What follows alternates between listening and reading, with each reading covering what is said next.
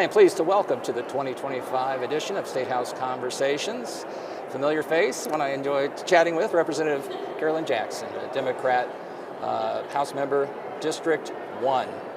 Thank you so You're much. number one. Yes, I'm we'll number one. We'll get you the big foam finger. You can hold up. We're number one. Absolutely. You've been around since 2018, so you know your way around now. I would like to think I know my way around, but sometimes it doesn't always feel like I do. Well, that's because the other parties had the supermajority the whole time you've been here, so maybe we'll see how that goes.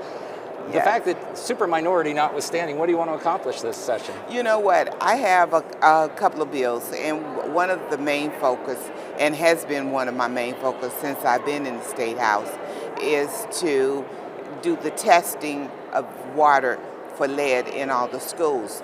That bill, as you know, has passed. However, I got the results, and I'm not happy with the results. Of all the schools in the state, we don't have a large amount that have tested.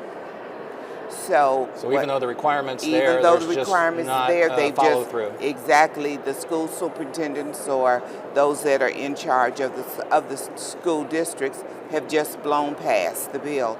So this year, what I've done is I have written another bill, and what that bill will do, it will hold those school superintendents in that district accountable if they don't test by the deadline in which the bill states. They would be personally held accountable, because you know lead has so many ill effects on children when they drink that water that has the lead in it, and mental damage, etc.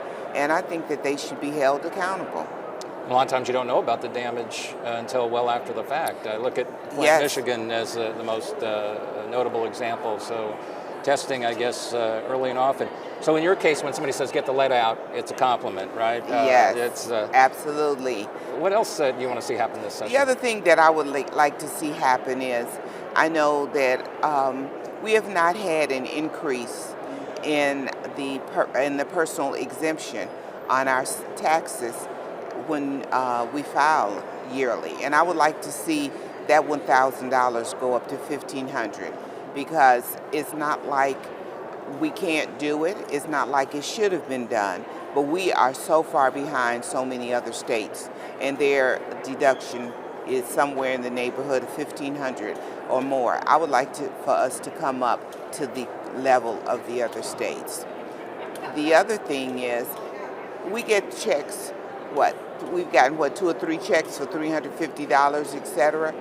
Look at the time involved that the treasurer has had to spend in order to prepare those checks, the letters, the emails, and all of the things, trying to hunt and find people, etc., in order to give them the money that is owed to them.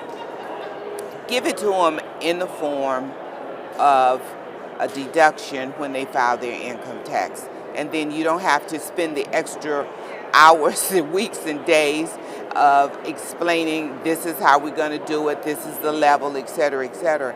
Give it to the people up front. So for your colleagues who would say, Representative, we've already cut the personal income tax rate from used to be 3.4%. Now it's going to be, when all is said and done, and the phase-in is done, 2 point something. But that's not the answer, you would say. Well, no, I don't think that's the answer. You know what? I don't want to sound like a TV, but people want to see the money. Show me the money. They want to see it. And if that personal exemption is something that is increased, they can see that. That will bring down maybe what they're paying for income